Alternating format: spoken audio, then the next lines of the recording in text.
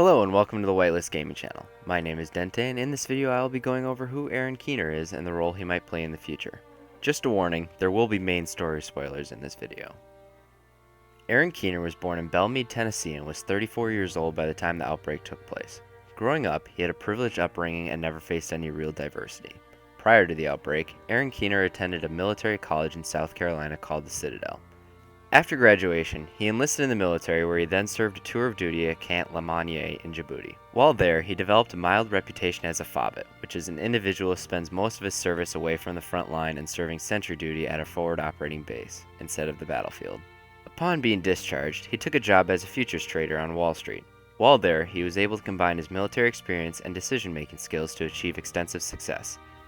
These skills caught the attention of the Strategic Homeland Division, leading to Keener being recruited and given the code name Vanguard. Within this time period, Keener was also twice divorced but remains in a friendly relationship with both ex-wives, with one of them describing Keener as too much work to keep up with. In his file, Keener was noted to be a potentially prototypical candidate, meaning that he was the ideal candidate to be recruited by the division. What more than likely made him the best candidate was his natural intellect, acquired skills, and natural charisma. Keener is noted to be a very personal character, allowing him to work well with others to achieve his goals, which he put to use once activated. He was also noted to be able to overcome many different obstacles due to his inherent willpower and intelligence. Once the virus was released, Keener was activated as part of the first wave of division agents. While acting as an agent in New York, he was given an objective to secure the Dark Zone in order to contain infected people within.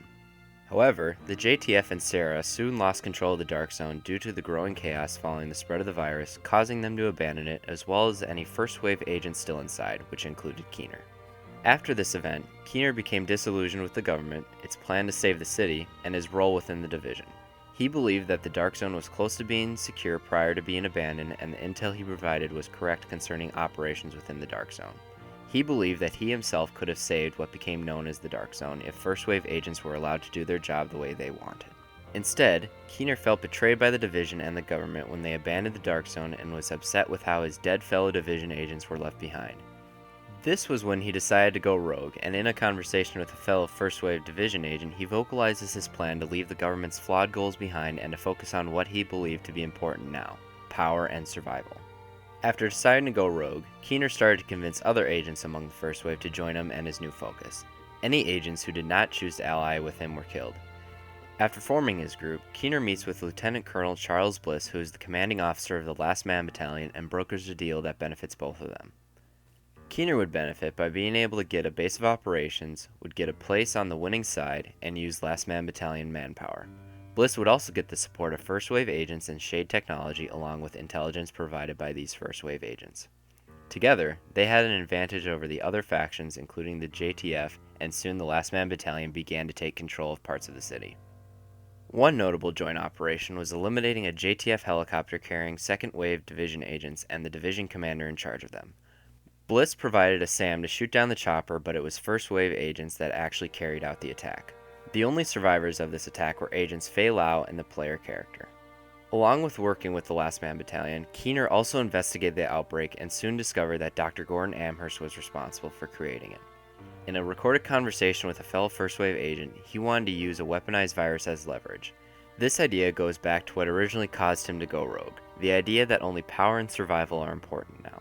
Keener wanted the power to release certain death and control any development of a vaccine. He wanted the threat of being able to kill as well as control people's hopes of being saved if he did release an outbreak.